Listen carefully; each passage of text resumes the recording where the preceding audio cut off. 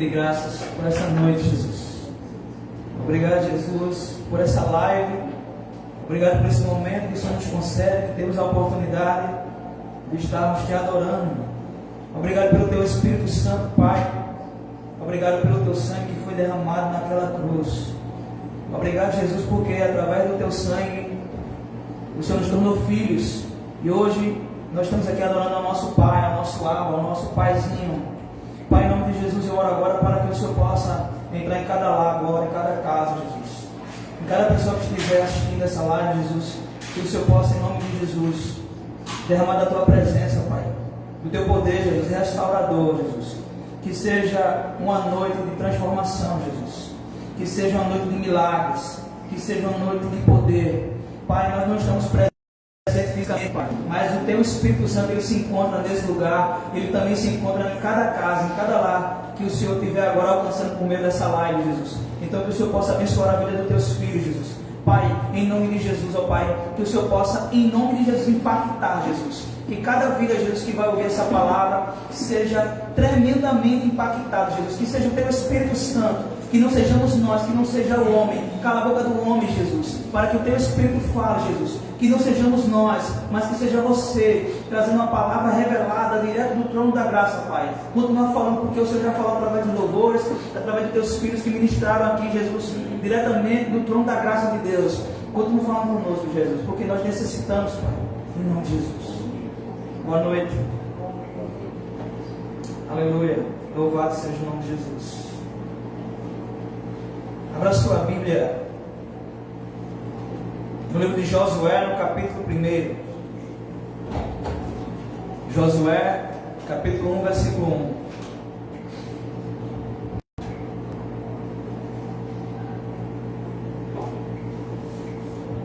Quero falar hoje sobre uma prática espiritual, uma ferramenta que o Senhor nos concede para que a gente possa ter uma vida de prosperidade. Porque é uma diferença muito grande entre riqueza e prosperidade. Riqueza é o que você tem por fora, prosperidade é o que você tem por dentro. E a Bíblia nos dá lições de como a gente entrar na prosperidade de Deus. E prosperidade não tem a ver com ter dinheiro. Prosperidade tem a ver com ser resolvido. Prosperidade tem a ver com quem você é em Deus, o lugar que você ocupa em Deus.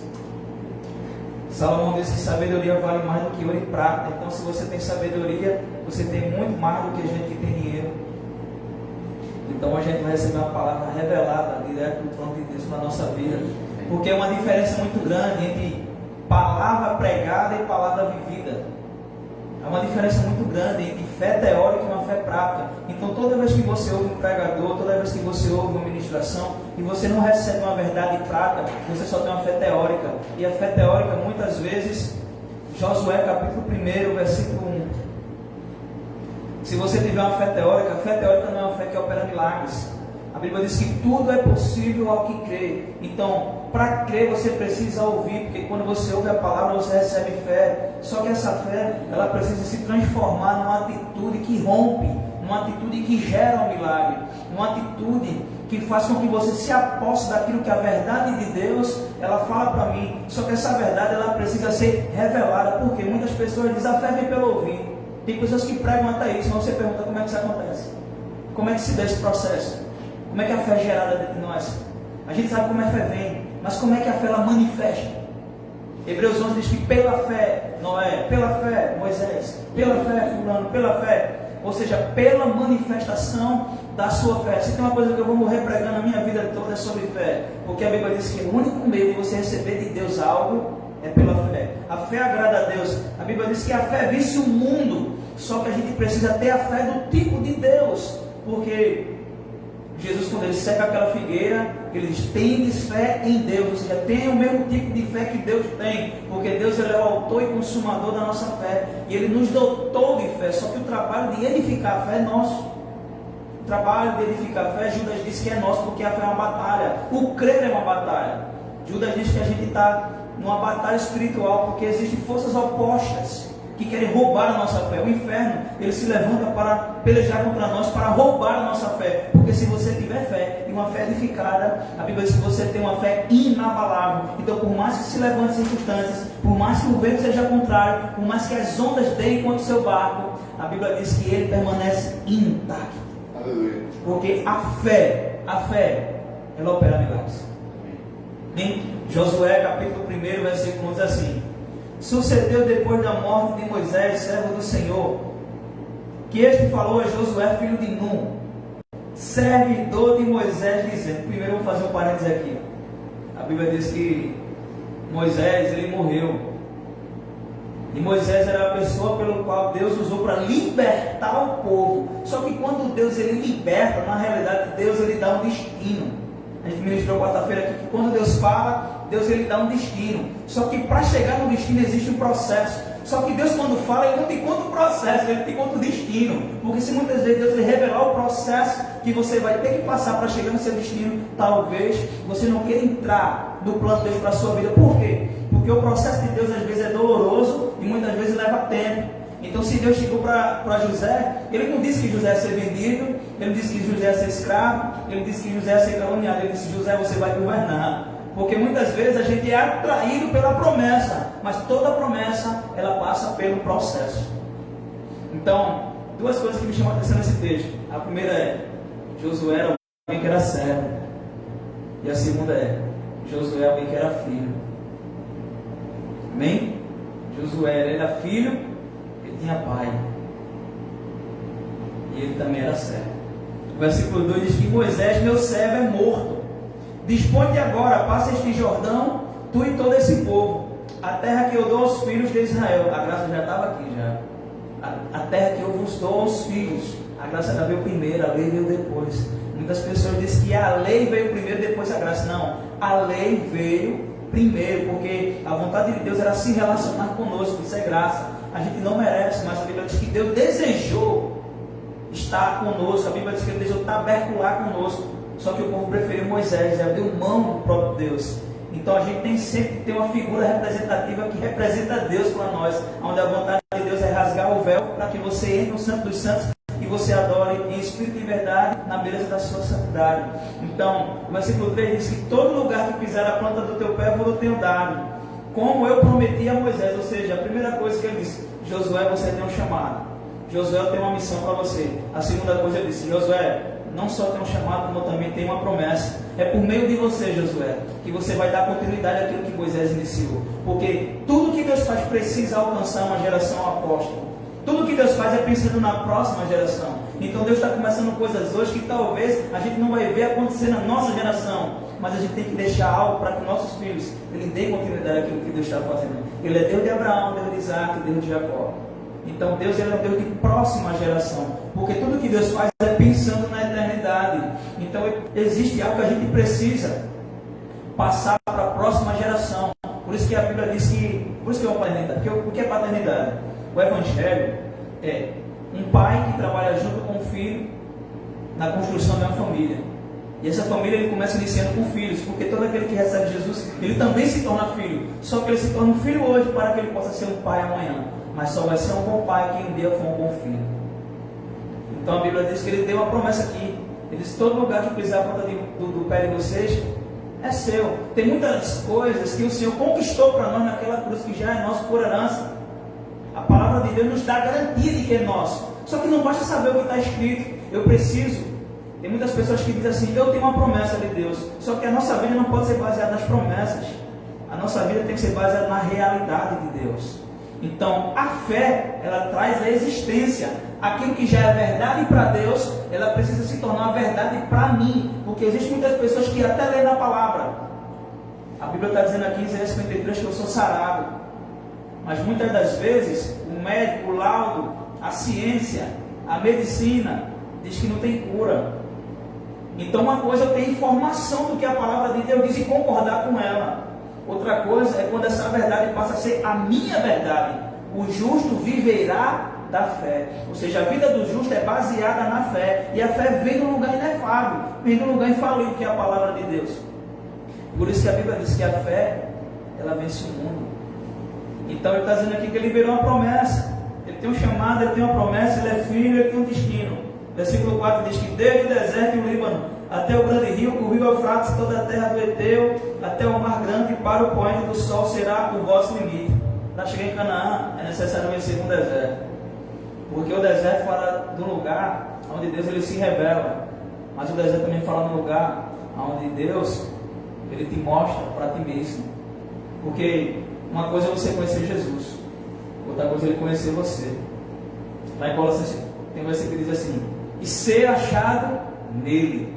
Porque muitas das vezes o nosso conhecimento de Deus é limitado a 2 horas de culto, é limitado ao que a gente conhece de Bíblia. Mas a vontade de Deus, a Bíblia diz que a vontade de Deus é que a gente creia naquele que Ele enviou. Ou seja, a vontade perfeita de Deus é o nosso relacionamento com Jesus. Porque tudo que a gente precisa está no nosso relacionamento com Jesus. Jesus ele veio no mundo para salvar a gente do pecado, porque o pecado fazia divisão nossa para com Deus. Então ele removeu, ele se tornou uma ponte que nos dá acesso. E essa ponte nos dá acesso a um relacionamento com Deus. E através desse relacionamento com Deus a gente vai sendo transformado de glória em glória e vai recebendo o caráter de Cristo em nós. Porque a vontade de Deus não é só fazer milagre, porque a Bíblia diz que Ele é Salvador, mas Ele também quer ser Senhor da nossa vida. Ele quer nos governar, porque a Bíblia diz que se Ele governar a sua vida, é Ele reinando com você. Deus ele governa a terra através de quem? Muitas pessoas dizem, Deus está no controle de tudo. Será que Ele também é? Será que Deus está no controle de tudo? Deus ele deixou o livre-arbítrio na terra. Ele só tem controle daquilo que você coloca na mão dele. Deus só tem controle daquilo que você deposita na mão dele. Então por isso que a Bíblia diz que apresenta a sua vida como um sacrifício vivo, santo e agradável. Esse é o culto racional, esse é o culto que agrada a Deus. Então eu preciso pegar a minha vida e depositar no altar de Deus, dizendo, Senhor, é tua, pertence a ti. Aí ele governa, ele controla. Versículo 5: ninguém te poderá resistir todos os dias da tua vida. Como fui com Moisés, assim serei contigo. Não te deixarei nem te desampararei. Ser forte e corajoso, porque tu farás este povo herdar a terra, que com juramento prometi dar a seus pais. Ele fez uma promessa e agora ele encoraja Josué. Ele começa a dizer, ó Josué, não vai ser fácil, mas seja forte e corajoso. Não temas e nem te espante, porque se eu vou pedir para você dar continuidade a algo que comecei com Moisés, da mesma forma que eu fui com Moisés, eu também serei contigo. Se tem uma coisa, irmão, que você precisa aprender, é que Deus não faz acepção de pessoa. Se você vê Deus operar algo na vida de alguém, significa que não é só possível para aquela pessoa, mas é para você também. Então todo lugar que o homem de Deus andou na Bíblia é possível você andar. Se Pedro andou sobre as águas, você também pode andar sobre as águas. Quando Jesus ele anda sobre as águas, ele não está simplesmente mostrando que ele é Deus, ele está mostrando para nós o poder que para nós estava disponível. Pela fé a gente pode tudo, só que muitas vezes a gente não tem fé, como a Bíblia diz, porque a Bíblia diz que existem 2 tipos de fé. Existe a fé de Tomé e existe a fé de Abraão. A Bíblia diz que Tomé disse, se eu tocar eu creio, ou seja, se eu tiver uma testificação palpável, aí eu creio. Se eu ver, se eu sentir, se causar alguma emoção ou alguma sensação, aí eu faço. Quando a gente começa a ensinar sobre a oração em línguas, algumas pessoas acham que é preciso que você sinta um arrepio, tem que ter uma música de fundo, para eu adorar a Deus, tem que ter uma motivação externa, para que haja uma impulsão interna. E não é isso que a Bíblia fala. A Bíblia diz que tudo que você faz tem que prover, tem que nascer do seu espírito. E o seu espírito ele não sente, o seu espírito crê. O seu espírito ele é movido pela palavra de Deus. Então o seu espírito ele é guiado pelaquilo que Deus diz na sua palavra e não pelaquilo que você sente. Porque se a gente tiver uma fé limitada àquilo que a gente sente, a gente para onde? Então existe a fé de Tomé. Se eu tocar, se eu sentir, se eu ver, aí eu vou crer. Mas depois que você já tem na mão, para que você precisa de fé? Depois que você está vendo, para que fé? Depois que você está sentindo, para que fé? Uma vez um rapaz perguntou ao meu pastor, a gente estava na roda tomando café, e eu comecei a orar em língua sem sentir nada, eu comecei a orar em língua do nada, assim, vindo a volta e disse, olha, eu começo a orar em língua agora. Aproveita, vai para casa, já vai orando em línguas. Eu disse, mas é porque eu vim da igreja pentecostal, e o pessoal que tem as manifestações e tal, eu disse, não há nada contra as manifestações, mas a sua fé não pode ser baseada no que você sente, é pelo que você crê. Se a Bíblia diz que quando você ora, você edifica, e que o Espírito Santo está dentro de você, e quando ele veio, ele não veio pela metade, ele veio completo, então ele trouxe todos os dons, está dentro de você. Você tem que ativar, buscar com zelo o melhor dom. Então eu tenho que buscar. O Espírito Santo ele é educado, ele só trabalha naquilo que você dá legalidade para ele. Sai assim, sai. Eu comecei a falar em língua, sem sentir nada. Só que muitas das pessoas que eu ensinei, houve alguma manifestação. E esse cara que estava comigo, ele viu, ele disse: pastor, o porquê que algumas pessoas têm que sentir um arrepio, têm que chorar, tem que acontecer, nada pronto, esse tipo de coisa. Mas por quê? Aí o pastor disse assim: é porque existem pessoas que são tão incrédulas que Deus precisa tocar na carne da pessoa para a pessoa crer e sentir. Então, só acredito se eu sentir. Eu preciso de uma testificação exterior para que meu espírito creia. Mas na realidade, o seu espírito já crê. Quem não crê é sua alma. Amém. É verdade. Quem não crê é sua alma. Então, existe a fé de Abraão. A Bíblia diz que Abraão esperou contra a esperança. Já velho, e a sua mulher estéril, mas havia uma promessa.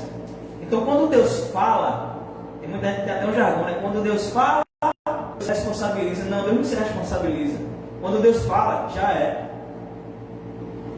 Quando Deus fala, já é. Tem algumas pessoas que dizem assim: Deus vai fazer. Toda vez que você diz Deus vai fazer, não é fé. Porque a fé é quando? É agora. A fé só serve para agora, para amanhã, para daqui a pouco. É esperança. Então Deus não vai fazer, Deus fez em Cristo. Em Cristo Ele reconciliou o mundo consigo mesmo em todas as coisas. E Ele nos deu Jesus. Então, se todas as coisas estão em Cristo, se tudo está lá na cruz, e Jesus ele agora mora aqui dentro, então tudo que eu preciso está aqui fora, está aqui dentro. Está no meu espírito. Ele te abençoou com toda sorte de bênçãos nas regiões celestiais. Só que Ele pegou a região celestial e colocou aqui dentro. Que é o meu espírito, que é a natureza de Deus aqui dentro. Então, por dentro, eu sou como Deus é. Então, ou eu vou ter uma vida baseada no que vem aqui fora, ou eu vou ter uma vida baseada no relacionamento que eu tenho com o meu espírito aqui dentro. Eu decidi crer. Aí Paulo disse que a gente tem que viver pela fé, não pelo que vemos. Então existem dois tipos de fé: a fé de Abraão e a fé de Tomé. Você precisa ter a fé que Abraão teve. Ele recebeu uma palavra e ele creu. E a Bíblia diz que isso foi lhe imputado por justiça. Ou seja, o crédito que você dá, a palavra que você ouve, é o tamanho do milagre que você recebe. O crédito que você dá à palavra é o tamanho daquilo que Deus vai depositar na sua vida. Por quê? Todo mundo conhece Isaías 53. Ele levou a nossa enfermidade, pelas suas pisaduras nós somos sarados. Mas o primeiro versículo diz: quem deu crédito à nossa pregação? Para que isso seja uma realidade na sua vida, você tem que dar crédito. O que é dar crédito? Dar confiança. Ou seja, pega isso e dizer: não, eu vou apostar, eu vou acreditar nisso. Abraão, ele nem conhecia Deus. Abraão conhecia todos os deuses da Mesopotâmia. O pai dele fazia deuses de barro. Ele conhecia todo tipo de Deus, e cada Deus tinha uma figura, tinha um formato, tinha uma imagem. Era o que ele conhecia. Aí de repente ele escuta uma voz que ele não sabe nem quem é, nem de onde vem, mas ele acreditou. Ele disse: uma voz está me dizendo, que eu tenho que deixar. Porque Abraão era rico. Ele era rico. Ele era herdeiro do pai dele. Abraão era casado com uma mulher muito bonita, Sara. Abraão tinha uma família. Abraão era bem estruturado de vida. Então Abraão já tinha um lugar de conforto. Abraão já tinha uma herança. Abraão já tinha uma vida estabilizada. Mas ainda assim ele escuta uma voz de Deus, dizendo que ele tem que ir para um lugar que Deus ainda vai mostrar. Isso é loucura. A fé é loucura. Como é que eu vou abandonar tudo isso, Deus? Eu nem te conheço. O que me garante que isso aí vai dar certo? Existe um negócio que é o termômetro da fé. Um rapaz perguntou para mim esses dias: eu recebi 2 propostas de emprego. Abriu-se 2 portas para mim. Qual é que eu sei que é a de Deus? Porque nem toda porta que é aberta é Deus que está abrindo. Se Satanás souber que você tem uma porta aberta, vai para você também. Lá na frente ele te pega. Porque Satanás mora no seu desejo. Satanás manda um lugar para você. Satanás não liga se você está tendo sucesso, não. Tem algumas pessoas que dizem: estou comendo o melhor da terra. Satanás não tem problema se você está comendo o melhor da terra, não. Ele ofereceu isso para Jesus. Se tu me adorar, então esse negócio que você adora para comer o melhor da terra, isso aí, meu irmão, é o princípio babilônico. Então, ninguém poderá te resistir todos os dias da tua vida. Do jeito que eu fui com Moisés, assim eu sei. Não te desamparei. Não te desampararei, não te deixarei. O lugar que você pisar, eu piso com você. Essa é a promessa de Deus para Josué, e é para você também. O detalhe interessante aqui é que a palavra Josué, no original lá, é Iosué, porque no hebraico não tem J, é um Y aqui, então é Iosué. Se você for mais a fundo, na realidade o nome Josué é Yeshua, Yahushua, ou seja, Jesus. Por quê? Moisés representa a lei. Moisés representa a lei. A lei serviu para tirar o povo do Egito, mas não serviu para entrar em Canaã. Canaã fala da vida no Espírito. Existem lugares que tem gente que muitas vezes assim, fulano ele é muito religioso. Um amigo meu mesmo, ele era drogado, a gente usava droga junto, e ele se converteu, só que ele se tornou aquele cara fanático, ele se tornou muito religioso. E alguém chegou para mim e disse, fulano é benção, mas ele é muito religioso. Eu prefiro que ele seja muito religioso do que fumando crack. Por quê? Porque Deus, para não perder o cara por pecado, Deus ele prefere segurar o cara na religião. Porque nem todo mundo está pronto para entender o que é a graça de Deus. Muitas pessoas confundem a graça com libertinagem e transformam a graça em desgraça. Então nem todo mundo está pronto para receber determinado tipo de revelação. Ninguém recebeu a revelação que Paulo teve. Aí a gente acha que Deus não faz acepção de pessoa. Mas em relação à vida espiritual, é você que decide o quanto você deve. É você que decide o quanto você quer mergulhar. É você que decide o quanto você quer ter de Deus. Deus está disposto a te dar tudo aquilo que você quer ter. Deus é um pai. Deixa eu entrar aqui na prática. Versículo 8 é a chave. Para você ter essa vida aqui, onde Deus ele vai ser contigo de todo jeito, assim como ele foi com Moisés, para você entrar na terra prometida, porque Moisés levou o povo até a entrada, mas ele não entrou com o povo. E ele agora chama Josué. Moisés, ele libertou o povo. Então Moisés é uma figura, é um tipo de Cristo. Jesus foi lá no mundo e te resgatou e te trouxe para o reino dele. Só que para você acessar esse lugar aqui, que é a vida do Espírito, onde todas as coisas estão feitas, que é a terra prometida, que é a terra da promessa, agora não é mais com Jesus, porque Jesus foi lá e te libertou, e foi morar no céu e deixou o Espírito Santo. Com Josué aqui, ele tipifica o Espírito Santo. Quem vai te introduzir nesse lugar é o Espírito. Por quê? O plano de Jesus era vir à terra e salvar a gente dos nossos pecados, mas nos proporcionar condição da gente ser o corpo dele vivo na terra hoje. Ou seja, Jesus morreu na cruz para gerar uma igreja, gerar a sua noiva. Então nós hoje somos o corpo de Cristo andando na terra. Isso só é possível por causa do Espírito Santo dentro de cada um de nós. Então o plano de Deus se cumpre na vida de Jesus, não é quando Jesus morre, é quando ele chega no céu. Porque ele disse, olha, ele chegou para o seu discípulo e disse assim, eu vou para o Pai. Eu fico imaginando Pedro. Peraí, Jesus, é melhor da festa.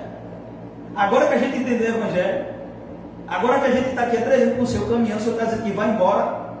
Eu disse, eu preciso ir para o meu pai, na casa do meu pai, muita morada e tal, aquele negócio todo. Aí Pedro disse, mas o Senhor não pode ir, a gente não vai ficar órfão?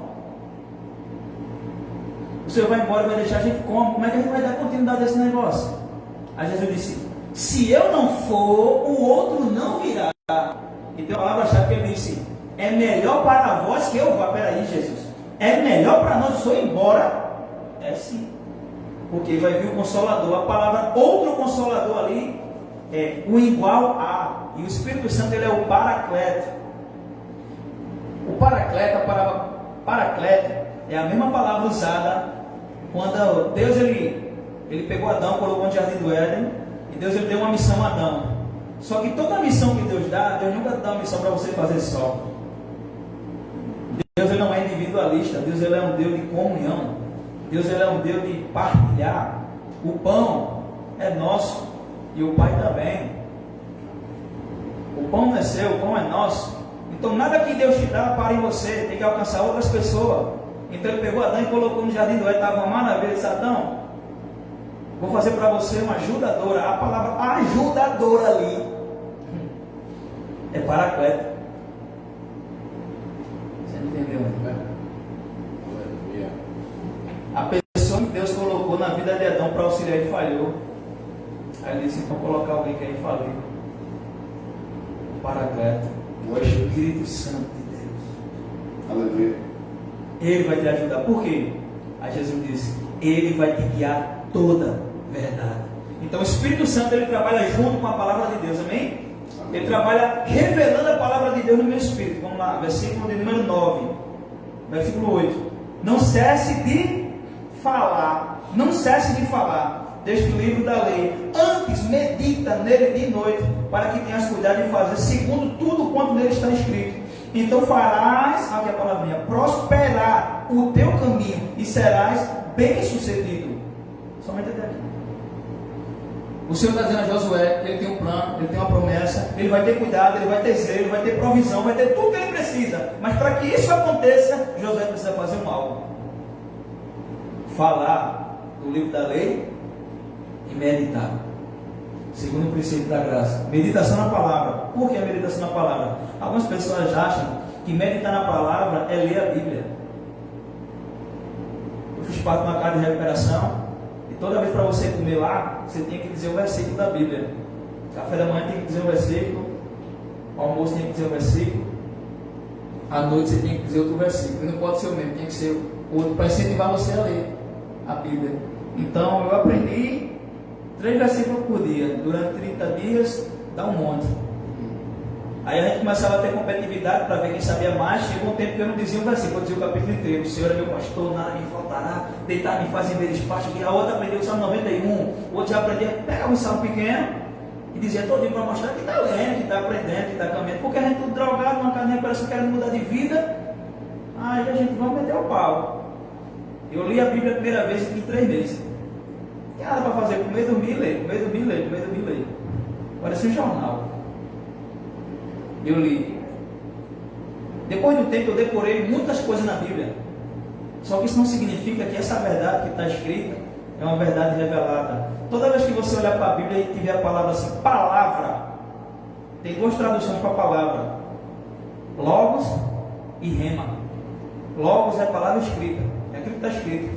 E Rema é palavra revelada ou palavra falada. Jesus, ele está no deserto, ele diz: não só de pão viverá o homem, mas de toda rema que sai da boca de Deus. Porque letra mata e o Espírito vivifica. O que ele está dizendo ali é que o homem tem que basear a sua vida não é na fé escrita, é na fé prática.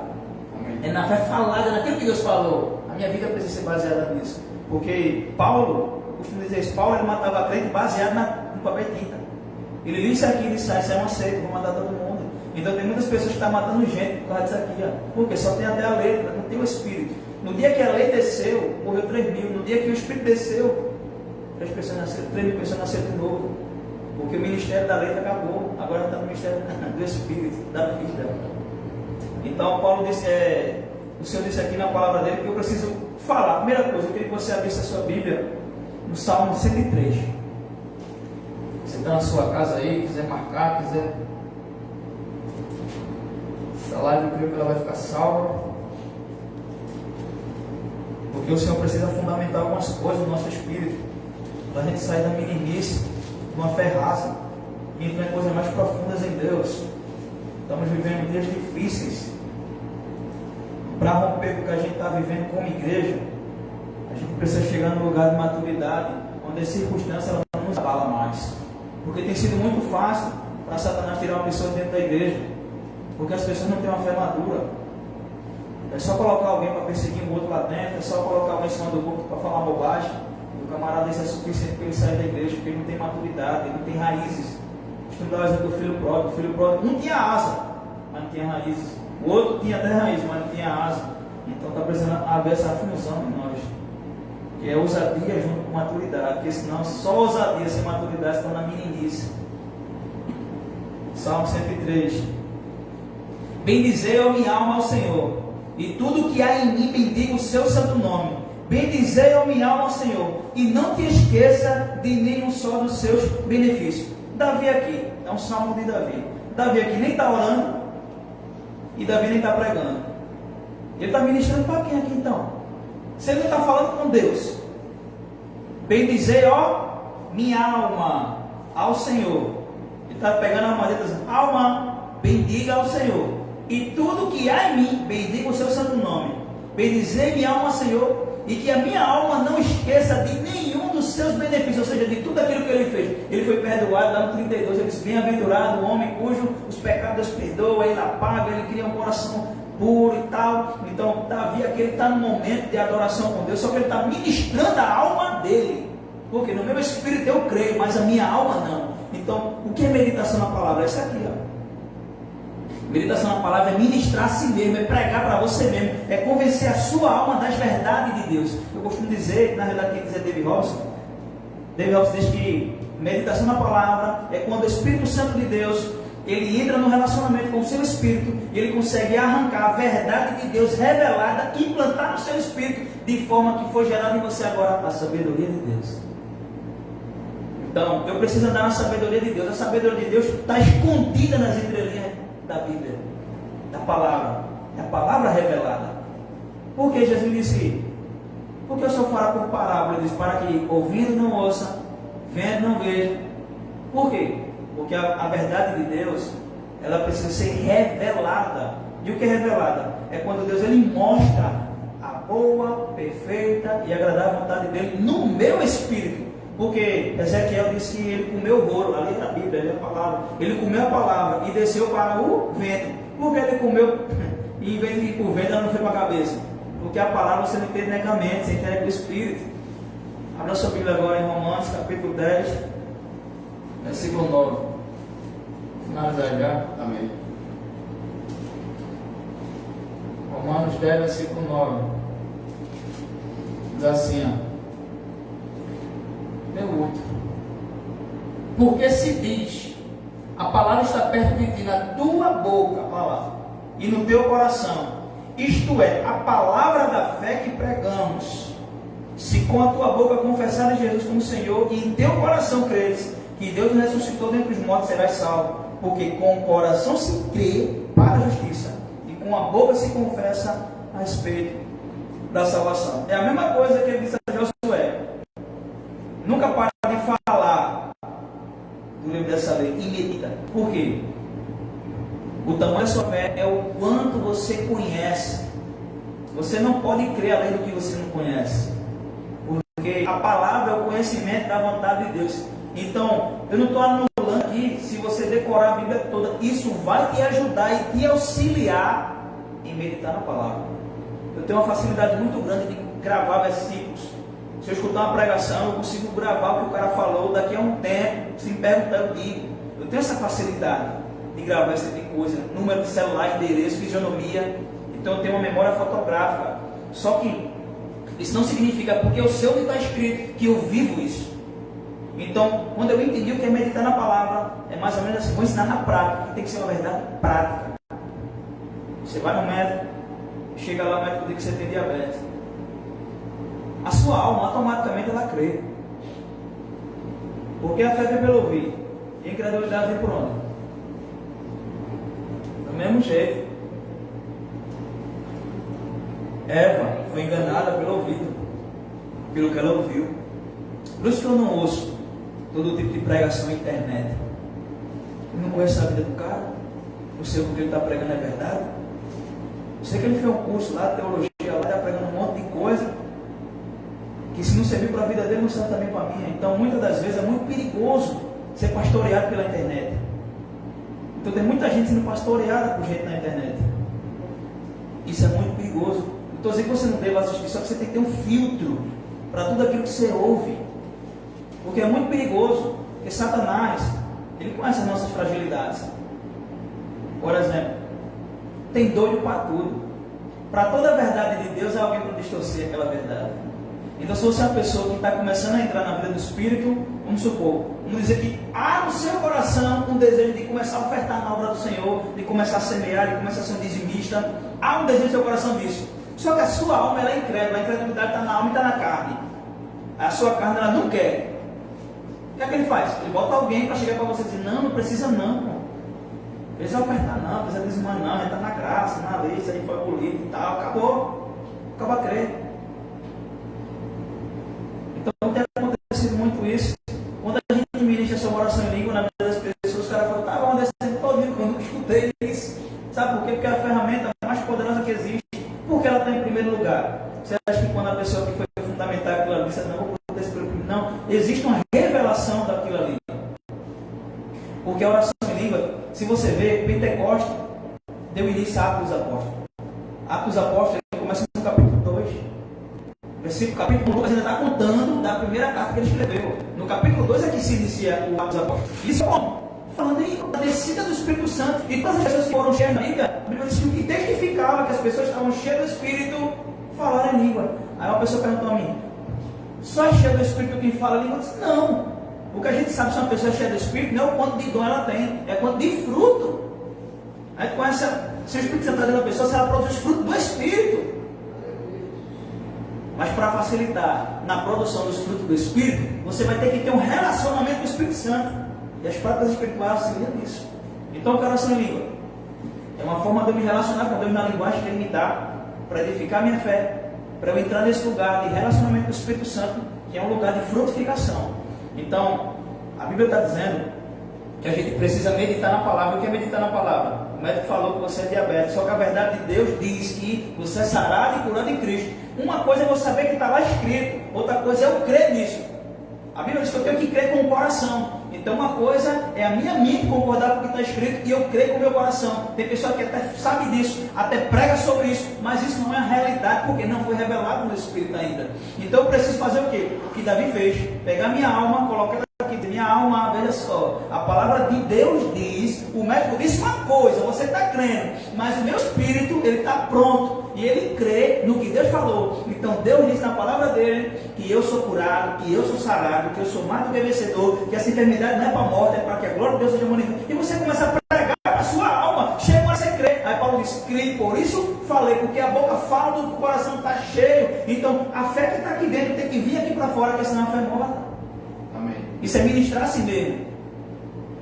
Eu pratico muito esse princípio. Por quê? Todas as vezes que vem circunstância contra a minha vida, se eu não vigiar, eu faço o que aconteceu com Pedro. Pedro até começou a andar sobre as águas, mas veio uma circunstância. Que circunstância foi? O vento. Porque toda vez que você começa a andar pela fé, o diabo ele não vai ficar alegre, ele não vai ficar contente. Muitas pessoas chegam para ele e dizem: rapaz, depois que eu comecei a orar a língua, parece que a minha vida foi assim. Eu disse: não, já estava assim, você não via. A mulher ela perdeu a dracma dentro de casa. Ela teve que perder uma dracma. Quando ela perde a dracma, ela vai varrer a casa e acender a luz. Significa que ela perdeu a dracma porque a casa dela estava uma bagunça e estava no escuro. Já está assim. Então quando ela acendeu a luz, foi que ela viu a bagunça que a casa dela estava. Então muitas das vezes, quando a luz da palavra vem, mostra toda a bagunça que a nossa vida está. Então a gente precisa da sabedoria da palavra. Isso é uma coisa que eu medito todo dia, todo dia. Livro de Provérbios. Eu quero saber quem tem a sabedoria de Deus. O livro da sabedoria, o livro que Salomão escreveu, e tem 31 capítulos. E um mês tem 31 dias. Então todo dia eu leio o provérbio, o capítulo de provérbio. Eu comecei isso há mais de 7 anos atrás. Então eu já li provérbios. Então isso vai me auxiliar a meditar. O que é meditar na palavra? De repente eu estou aqui, e de repente o telefone toca e diz: olha, o negócio aqui em casa quebrou a bomba, vai ser R$200 o conselho. Jesus, e agora? Eu já estou contando que esses 200 para comprar outra coisa, para comprar um presente para minha filha, para fazer determinada coisa. Eu digo: e agora? Jesus, eu não tenho dinheiro. Não é isso que acontece com a gente? A gente começa a fazer matemática, a gente entra em Babilônia. Babilônia foi onde apareceu a matemática. A matemática surgiu na Babilônia. O que é matemática? É uma mente natural, que 2 mais 2 é 4. E o que é a mente com o Espírito? O que é a mente de Deus em nós? Meu irmão, 5 pães e 2 peixinhos dá quantas pessoas tiver. Até saciar. Porque a provisão de Deus é até não acabar mais. Depois que ele disse: olha, a partir de hoje nunca mais faltar, a panela aí nunca mais vai se esvaziar. Porque quando a provisão de Deus vem, Ele abençoa você, abençoa as pessoas que estão ao seu redor. Amém. Glória a Deus. Então o que é que eu faço? Peraí, eu recebi uma notícia ruim agora, uma notícia que não ficou legal. E a minha alma começa a se entristecer, começa a se abalar. Não, eu não sou movido pela minha alma, eu não sou movido por sentimentos. Eu não sou movido pelo que eu ouço que o diabo fala. Eu sou movido pelo que a palavra de Deus diz e vou para ela. Como eu já tenho muita coisa guardada aqui dentro, porque Davi disse que a palavra tem que estar guardada no coração, aí eu disse: na palavra de Deus diz que o Senhor suprirá todas as minhas necessidades em Cristo Jesus. O Senhor é meu pastor e nada me faltará. Ele que me faz deitar em verdes pastos. Eu sou ovelha do seu pasto, então é Ele que me leva aos pastos verdejantes. Então eu começo a confessar isso, começo a dizer para minha alma isso. Chega uma hora que vem dentro de você uma fé inabalável, uma sabedoria de Deus, que daqui a pouco você não se abala. Você: não, calma, não é por aí não. Não precisa de agiota não. Não Não precisa falar com fulano, beltrano, não. Não precisa pedir emprestado, não. Tem calma. Vai ser assim, vai ser assado. E quando a fé você sair desse lugar, você rompeu pela fé. É assim que a fé funciona. A fé, para funcionar na sua vida, primeiro ela vem através de uma palavra. A Bíblia diz que tudo aquilo que tem no mundo é sustentado pela palavra do seu poder. Interessante que ele diz, pelo poder da sua palavra. Diz, pela palavra do seu poder. A palavra vem primeiro do que o poder. Porque foi através da palavra que ele fundou todas as coisas. Porque a palavra é Jesus. A palavra é Jesus. Então, se você a partir de hoje começar a praticar isso, você vai ter a sabedoria de Deus na sua vida. Por quê? Eu costumo chamar de tripé da fé: oração em línguas, meditação na palavra e jejum. Porque como é que funciona isso? A oração em línguas é orar a perfeita vontade de Deus para a sua vida. Paulo diz que segundo a vontade de Deus é que o Espírito ora. Ele pega lá os mistérios de Deus, a vontade de Deus, tudo aquilo que tem preparado para você que está lá. A Bíblia diz que o Espírito Santo prescruta as profundezas de Deus. Está tudo guardadinho lá no céu, as 7 chaves. Só quem tem acesso ao Espírito Santo. E quem fala em línguas não fala homens, mas a Deus fala mistérios. Então o Espírito Santo ele começa a trocar os mistérios do seu coração com os mistérios de Deus. Eu chamo de download. É como se baixasse um download dentro de você. É como se Deus pegasse a verdade dele e conseguisse implantar no seu espírito. Só que é desconhecido para você. Por quê? Porque é mistério. Então você está orando e você está edificando a sua fé. A palavra edificar é tijolinho por tijolinho. O reino de Deus começa a criar forma dentro de você. Só que você começa a orar em língua e a oração em língua é um dom de revelação. E a oração em língua começa a mostrar as suas deformidades, não é do outro. A glória de Deus é o espelho. Quem mostra não é o defeito do outro, mostra o seu. Então toda vez que alguém chega para mim e diz, eu estava orando e Deus me mostrou, eu digo, não, Deus não é fofoqueiro, irmão. Se Deus tiver que mostrar, Ele vai mostrar alguém em você. Se você está olhando para a vida de alguém e está vendo alguma deformidade, na realidade Deus está te mostrando que existe isso em você. Ele está querendo consertar isso em você. Como você não consegue escutar Deus falar? Porque quando Deus começa a falar, você só escuta, Deus vai fazer, Deus é bom, Deus é isso. Quando Deus fala, fulano, seja mais humilde, perdoe mais, ame mais, me busque mais, você não escuta isso. Você não escuta isso. Então, quando você não escuta, eu vou te mostrar na vida das pessoas. Porque se tem uma coisa que me ensina, é o erro das pessoas. Eu sou muito observador. Eu observo muito a vida das pessoas. Eu observo muitos erros. Onde foi que ela errou? Para servir de exemplo para mim. Para eu não errar também. Então, quando você começa a orar em língua, eu dou de revelação. Revelação é deformidade. Só que só revela, não cura. Tem muitas pessoas que endeusam também a oração em língua. Não, orar em língua é tudo. Não, orar em língua é o princípio, é o primeiro princípio. Você começa a orar em língua e vai revelar a sua deformidade. Ora em língua para tu ver, passa um mês orando em língua, 30 minutos todo dia. Você vai ver assim, você se achava um cara top. Quando você começar a orar em língua, Paulo, quando ele escreveu a primeira carta, ele disse, eu, apóstolo de Cristo, e não sei o que, papapá, e ele escreve em Paulo, cheio de soberba ainda. Aí lá no final, ele orou por um bocadinho de língua. Ele se aproximou de Deus no relacionamento com Jesus tão profundo que no final ele vai escrever, pobre, miserável, do homem que eu sou, pior dos pecadores. Porque quanto mais você se aproxima de Jesus, você se conhece. Então não tem esse negócio de orar em línguas e se tornar um saiyajin. Pelo contrário.